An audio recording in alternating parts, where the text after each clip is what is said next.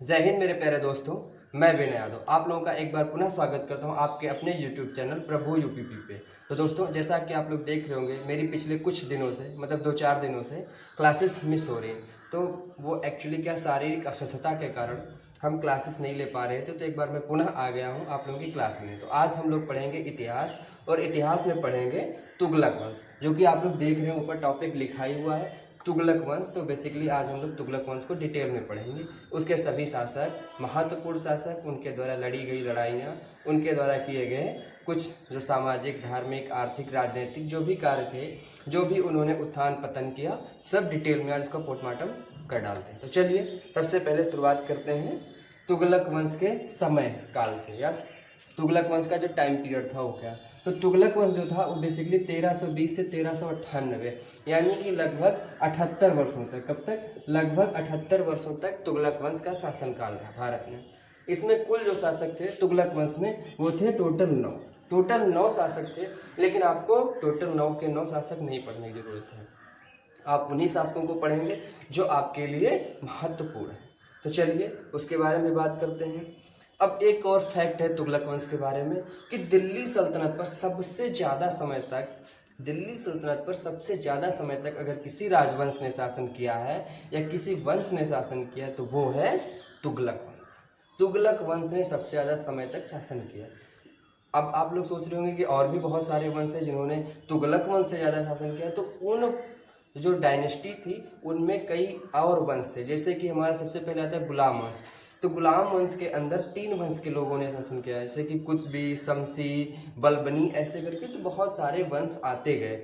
लेकिन तुगलक वंश में जो था बेसिकली तुगलकों ने ही शासन किया, तुर्कों ने ही शासन किया, और सबसे ज़्यादा समय तक इस वंश ने शासन किया। अब एक और अगर आपका प्रश्न आ जाए कि दिल्ली सल्तनत पर अंतिम तुर्क वंश कौन था, अंतिम तुर्क वंश कौन था जिसने शासन किया, तो वो था तुगलक वंश। तुगलक वंश ने शासन किया। अब इसके कुछ महान शासक, तो इसके जो महान शासक है तो सबसे पहले तो भाई लिखा है गयासुद्दीन तुगलक। भाई इसी ने तुगलक वंश की स्थापना की, तो सबसे महान तो हो ही गया। दूसरा आता है हमारा मोहम्मद बिन तुगलक।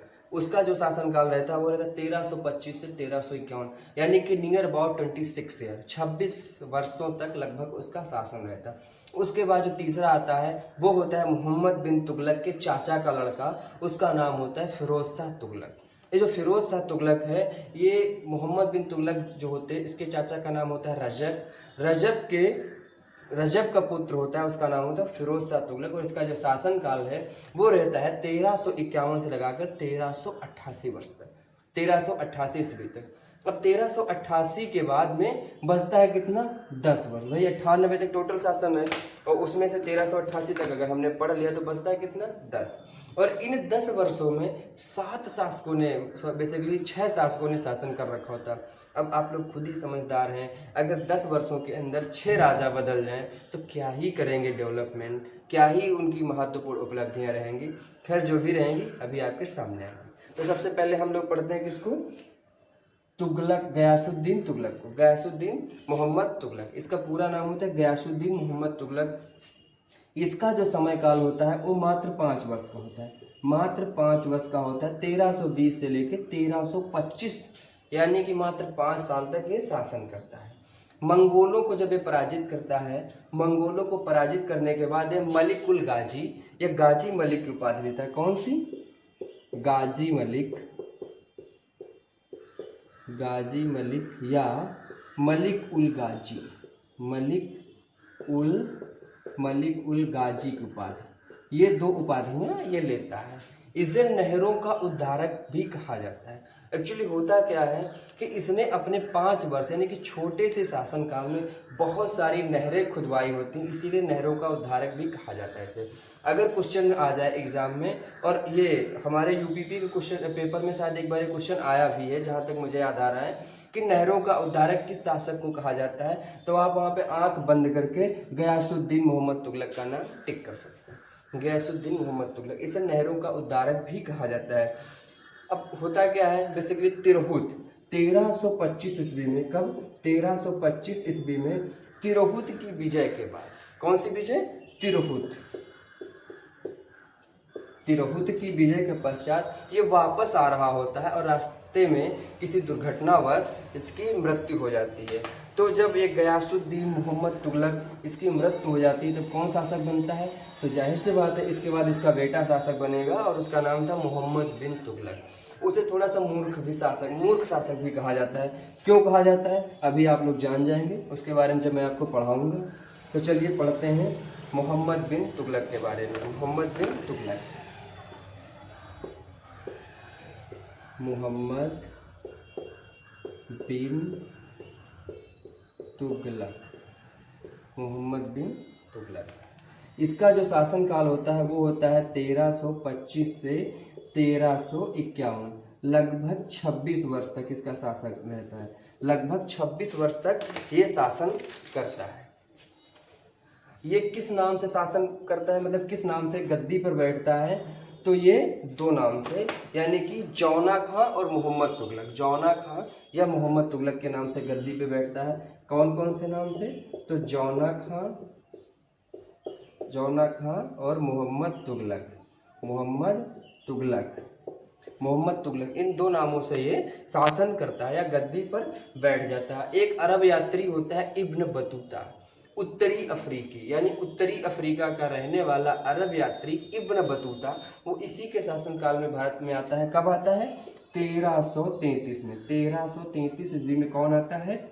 इब्न बतूता एक अरब यात्री होता है इब्न बतूता। ये 1333 ईस्वी में इसी के शासनकाल में भारत आता है।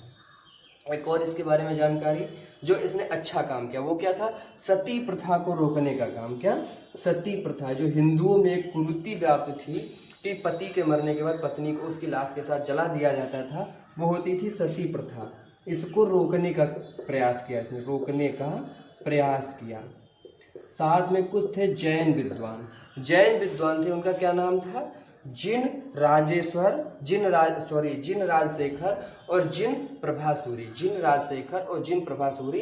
इनको इसने सम्मान प्रदान किया, इनका संरक्षण किया। अब देखते हैं इसके कुछ प्रयोग। इन्हीं प्रयोगों में इसकी मूर्खता छिपी हुई है। अब वो बताता हूँ मैं आप लोगों को कैसे।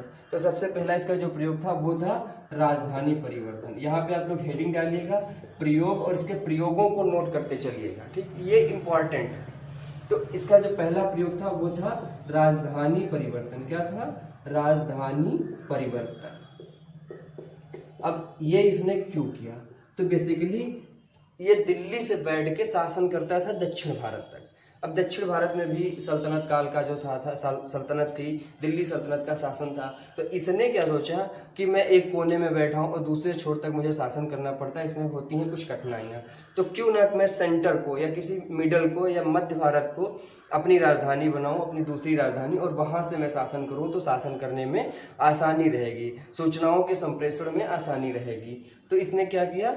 शुरू कर दिया अपना राजधानी परिवर्तन। दिल्ली से निकल पड़ा देवगिरी के लिए।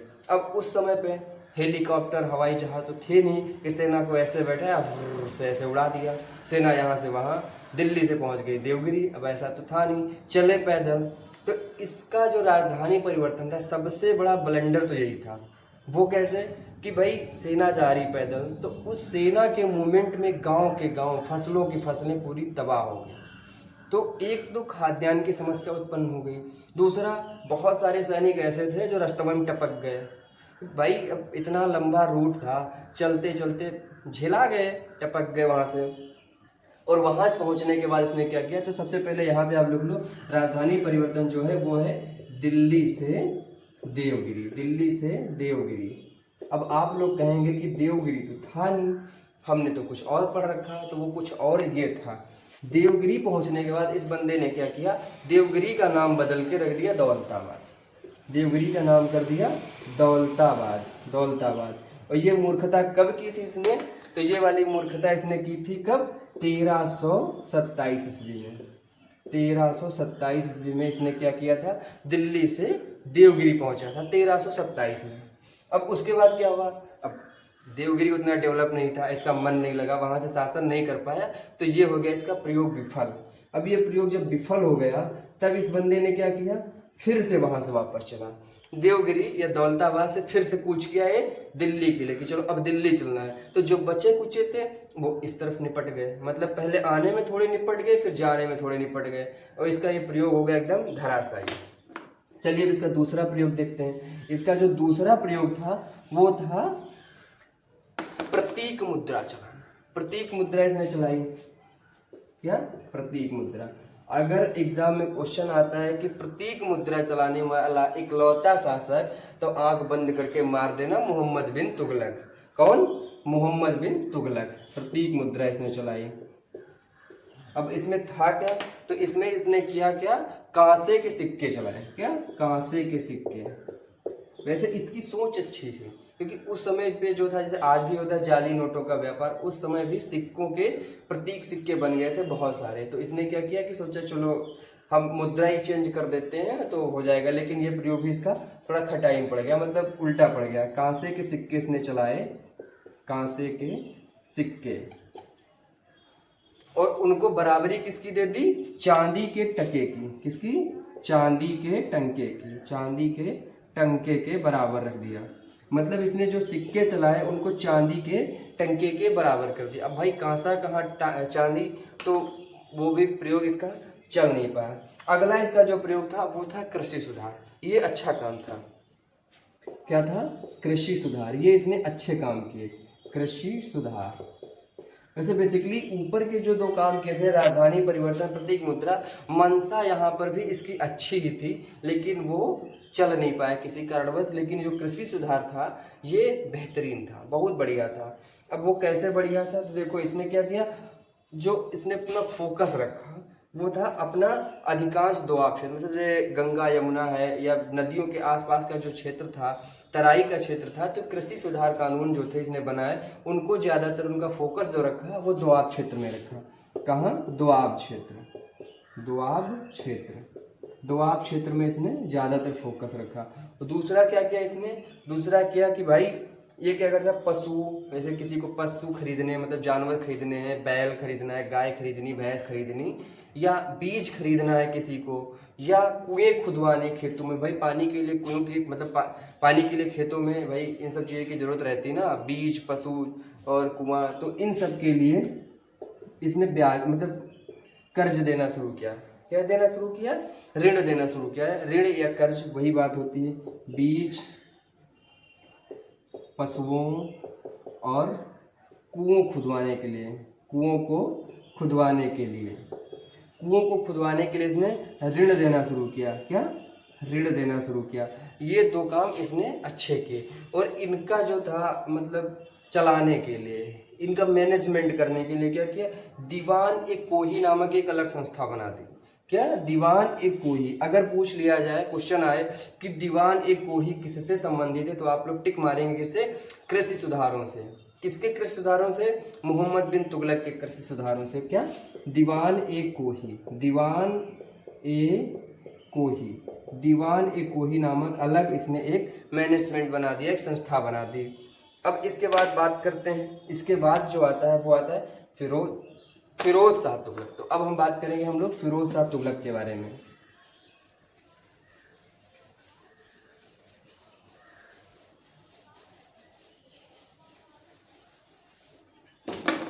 फिरोज शाह तुगलक। तो फिरोज शाह तुगलक का जो जन्म होता है वो होता है कब? 1309 ईस्वी में। कब? 1309 ईस्वी में किसका जन्म होता है? फिरोज शाह तुगलक का। इसके पिता का क्या नाम होता है? इसके पिता का नाम होता है रजब। रजब, जो कि मैंने भी शुरुआत में बताया। रजब। रजब कौन होता है? वो होता है मोहम्मद बिन तुगलक के चाचा। रजब मोहम्मद बिन तुगलक के चाचा होते हैं। और जो फिरोज शाह तुगलक होता है वो होता है रजब का लड़का, फिरोज शाह तुगलक। 1309 में इसका होता है जन्म। गद्दी पर कब बैठता है? तो गद्दी पर बैठता है 1351 में। कब? 1351 में क्या होता है? ये बन जाता है शासक। 1351 में। 1351 से कब तक चलता है? 1388 ईस्वी तक। और उसके बाद के रेस्ट ऑफ 10 ईयर, मतलब लास्ट के बचे हुए जो 10 साल होते हैं, उनमें लगभग 6 शासकों ने शासन किया होता है। तो ठीक है, 1351 में शासक गया। उसके बाद ये क्या करता है? ये जो सेना होती है, सेना, अमीर, इनके सबके मध्य तुष्टीकरण करने लगता है। क्या? सेना, अमीर, सेना अमीर, इनके साथ एक तुष्टीकरण की भावना अपना लेता है, या इनके मध्य तुष्टीकरण शुरू कर देता है। और साथ में उलेमा, जो उस समय के विद्वान होते थे, मुस्लिम विद्वान होते थे उलेमा, ये उनके मध्य मतलब तुष्टीकरण का भाव उत्पन्न कर देता है, उनके मध्य तुष्टीकरण शुरू करवा देता है। किसके? उलेमाओं के मध्य, उलेमाओं के मध्य। तीसरा जो काम करता है, ये जजिया कानून लगा देता है, जजिया कर लगा देता है। क्या? जजिया कर, जजिया कर लगा देता है। किनके ऊपर? ब्राह्मणों के ऊपर, ब्राह्मणों के ऊपर ये जजिया कर लगाता है। और ये कौन सा कर होता है? ये होता है धार्मिक कर। कौन सा? धार्मिक कर होता है, ये ब्राह्मणों के ऊपर लगाया जाता है। तो दोस्तों, इसी के साथ हमारा ये तुगलक वंश जो है ये समाप्त होता है। कल की क्लास में हम आपको सैयद वंश और लोदी वंश पढ़ा के दिल्ली सल्तनत को समाप्त करेंगे, और उसके बाद हम लोग पढ़ेंगे अपना जो अगला टॉपिक रहेगा, जैसे कि मुगल काल या भारत के 2 अन्य राज्य जैसे कि हमारे होते हैं विजयनगर, और ऐसे करके जो भी है वो कल की क्लास में आपको टॉपिक बता दिया जाएगा। तब तक के लिए धन्यवाद, नमस्कार दोस्तों, फिर मिलते हैं कल अगली क्लास में।